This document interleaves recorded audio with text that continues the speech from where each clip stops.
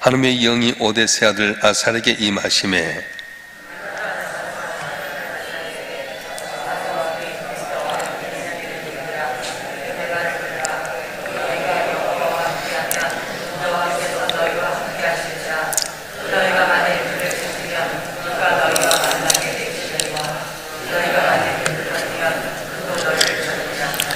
이스라엘은 참 신이 없고 가르친 제사장도 없고 율법도 없은 지가 오래되었으나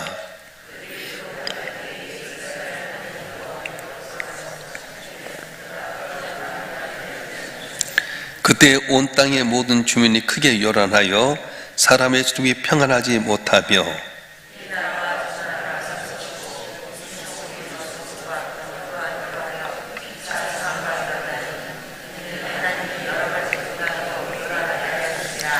그런즉 너희는 강하게 하라. 너희의 손이 약하지 않게 하라. 너희 행위에는 상급이 있음이라 하니라.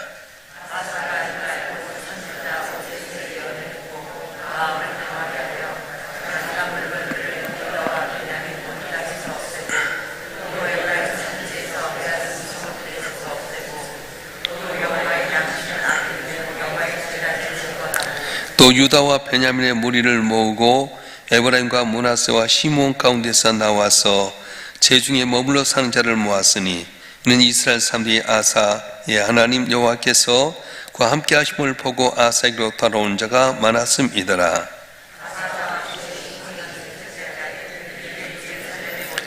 그날에 노력하여 온 물건 중에서 소 700마리와 양 7,000마리로 여호와께 제사를 지내고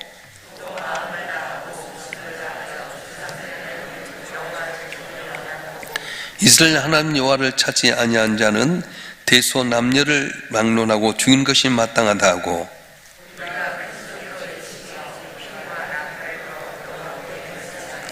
온 유다가 이 맹세를 기뻐한지라 무리가 마음을 다하여 맹세하고 뜻을 다하여 여호와를 찾았으므로 여호와께서 그들을 만나 주시고 그들의 사방에 평안을 주셨더라.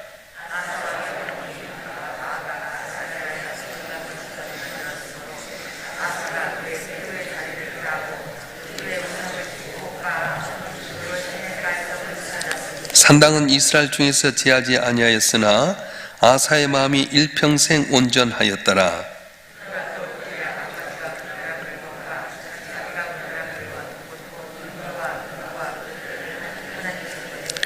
다 같이요. 이때부터 아사왕 제 35년까지 다신 전쟁이 없으니라. 아멘. 우리 인생을 이렇게 살펴보면 전반기, 중반기, 후반기로 나눌 수 있습니다.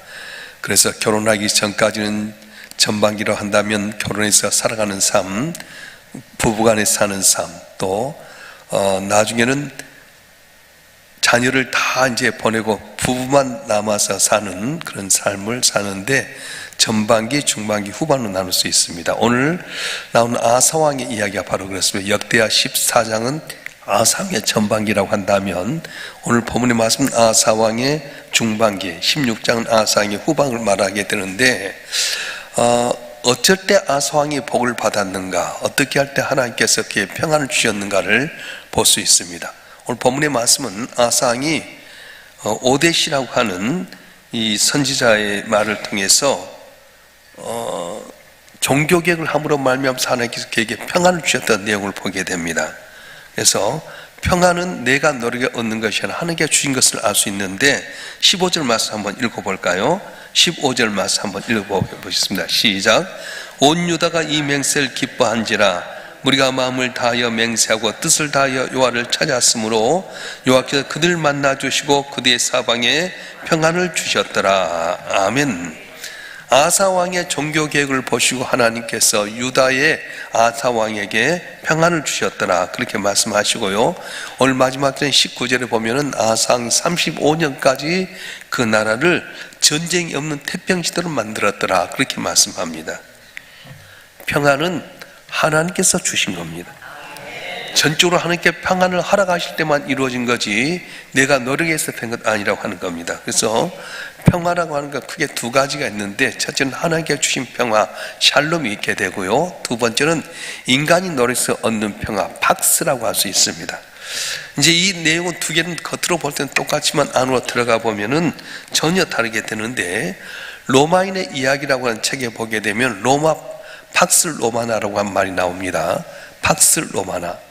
이제 거기에 보게 되면 로마 제국이 힘으로 말미암아서 온 세상을 평정하게 할 때 평안했다, 그렇게 이야기합니다.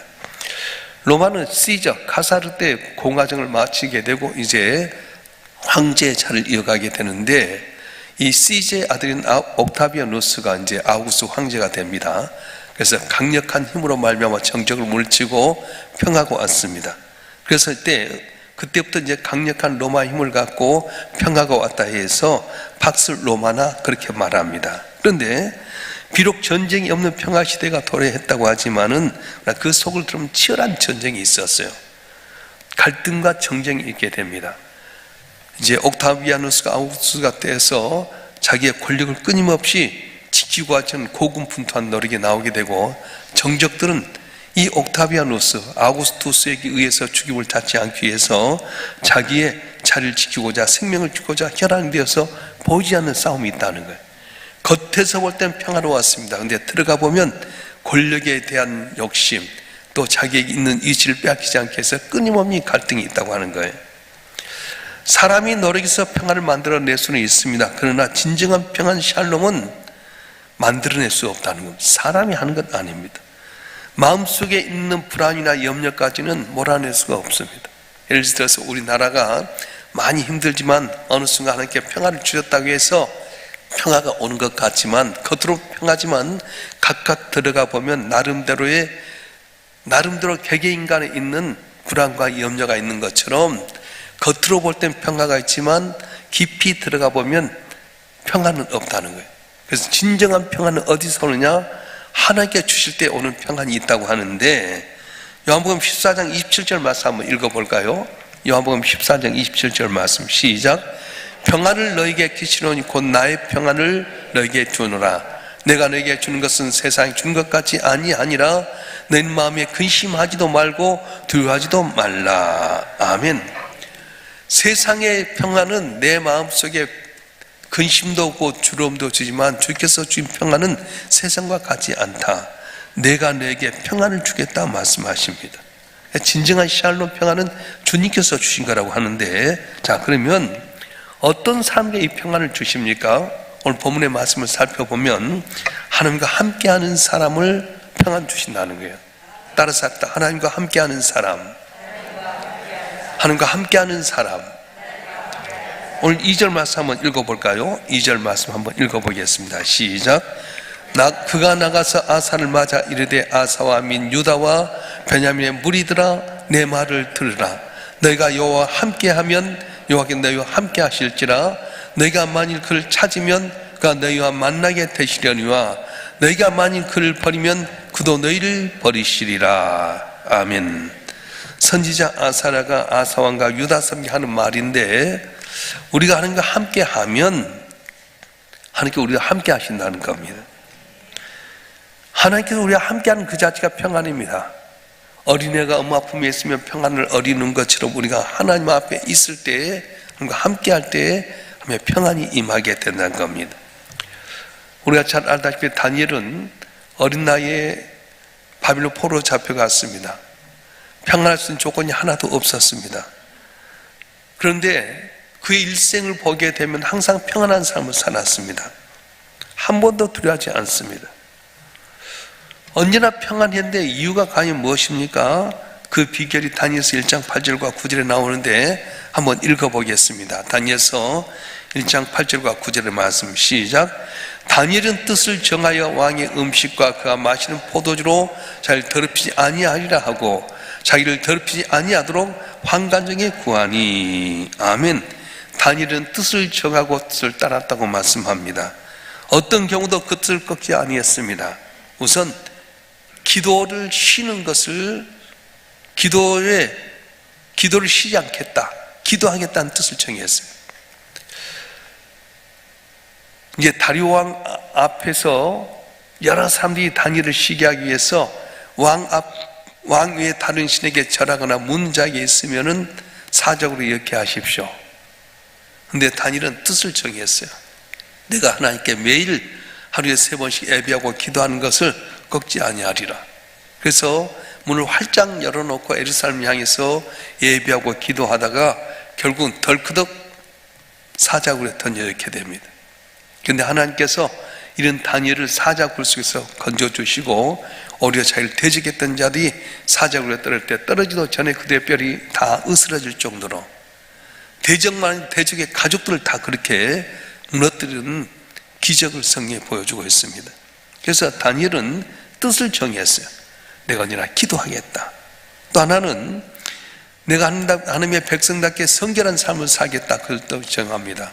그래서 느부갓네살 왕이 자기가 먹던 산의 진미를 다 자기가 불렀던 이 청명한 사람들, 어린 소년들에게 주어서 먹게끔 만들었는데 그걸 안 먹겠다는 거예요. 왕관장이 구하기를, 왕이 드신 음식은 우상에게 절하고 먹는 음식인데 10일간만 테스트 하십시오. 우리는 채식만 하겠습니다. 만약에 10일 동안 왕이 음식을 먹는 자보다 우리 얼굴이 못하면 말대로 하겠지만은 그렇지 않으면 우리가 우상을 섬기지 않는 음식을 먹게 해주십시오. 그랬는데 10일 동안 해보니까 어떻습니까? 뜻을 정해서 성결케 원했던 다니엘의 얼굴이 더 새 친구의 얼굴이 훨씬 더 건강하게 보였다는 겁니다. 그렇습니다. 우리가 뜻을 세우고 살아갈 텐데 여러분 어떤 뜻을 세우고 살아갑니까? 하나님과 함께 하겠다는 구체적인 뜻을 정해야 되는데 그 뜻이 무엇입니까? 적어도 3가지를 꼭 정해야 돼. 주일 성수해야 되겠다. 어떤 경우도 주일 성수해야 되겠다. 어떤 분들은 해외에 나가서 뭐 해야지, 골프 치러 가서도 예배 드리면 되겠지? 아니에요. 언제나 여러분 섬기는 교회에서 주일 성수했던 마음을 갖길 주님 축원합니다. 또 여러분들이 언제나 하나님 말씀 안에서 묵상하고 살겠다는 뜻을 가져야 돼요. 하루에 밥도 먹고 간식도 먹으면서 주의 말씀을 안 먹고 살 때가 얼마나 많습니까? 복 있는 사람은 악인의 길을 쫓지 않냐고 진의 길에 서지 않고 오직 여호와의 율법을 즐거워하여 그의 말씀을 자로 묵상하는 자로 했던 것처럼 말씀을 항상 먹고 묵상하는 뜻을 세워야 돼요. 특별히 쉬지 말고 기도하겠다는 뜻을 정했으면 좋겠습니다. 언제 어디서나 하나님께 뜻을 정해서 기도하면 작은 시험에 응답하신 하나님께 여러분 기도를 들으시고 응답해 주려 믿습니다. 할렐루야. 그래서 이렇게 다니엘의 뜻을 정하고 살할 때 환경 가운데서는 도저히 평안할 수 없었지만 그에게 평안을 주셨던 그 하나님께서 오늘 또 우리가 하나님과 함께 하겠다는 마음으로 살아갈 때 남이 알지 못한 놀라운 평안을 주실 줄로 믿습니다. 할렐루야. 어떤 사람이 하나님께 평강을 주십니까? 하나님만 신뢰하는 사람에게 평강을 주십니다. 따라서 하나님만을 신뢰하는 사람, 하나님만을 신뢰하는 사람. 오늘 본문 4절 말씀 한번 읽어볼까요? 오늘 본문 4절의 말씀 한번 읽어보겠습니다. 시작. 그들이 그 환난 때 이스라엘 하나님 여호와께로 돌아가서 찾음에 그가 그들과 만나게 되셨나니. 선지자 아사랴가 아사원과 유다 백성들에게 암울했던 과거 이스라엘 시대를 상기시키면서 이스라엘이 구원받게 된 이야기를 언급하고 있습니다. 여러분, 내가 힘들고 어려울 때 어디를 찾아갑니까? 오직 여호와 하나님만 찾고 의지하면 하나님 우리를 만나주시고 고난 가운데 건져주신다고 말씀하신 거예요. 실제로 아사원과 유다 백성들이 위기 가운데 처했습니다. 오늘 읽었던 바로 그 전장 14장에 보면 구스의 세라라고 하는 사람 100만의 대군과 오늘날 탱크와 같은 이 병걸 300승을 거느리고 오게 됩니다. 100만 명인데 남쪽 유다는 30만 명밖에 없었어요. 물론 베냐민 지파에서 활을 쏘는 사람들이 있었지만은 거기면 너무 중과부적이잖아요. 상대가 되지 않습니다. 그때 아사왕이 하나님께 이렇게 기도합니다.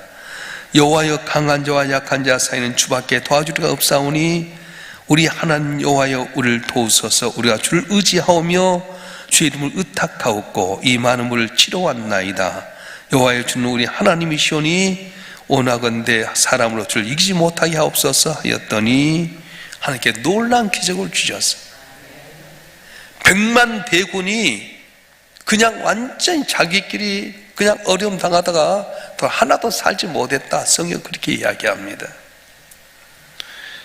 오직 하나님만 의지하겠다고 하는 사람에게 하나님께 은혜를 줄 줄 믿습니다. 오늘도 우리 살아갈 때 질병이든 물질이든 사람과의 관계든 간에 생각보다 많은 어려움이 있을지라도 하나님만 의지하면 하나님께 도우시고 복을 내려준다고 말씀하는 거예요. 역대하 14장 12절 말씀 한번 읽어볼까요? 역대하 14장 12절 시작.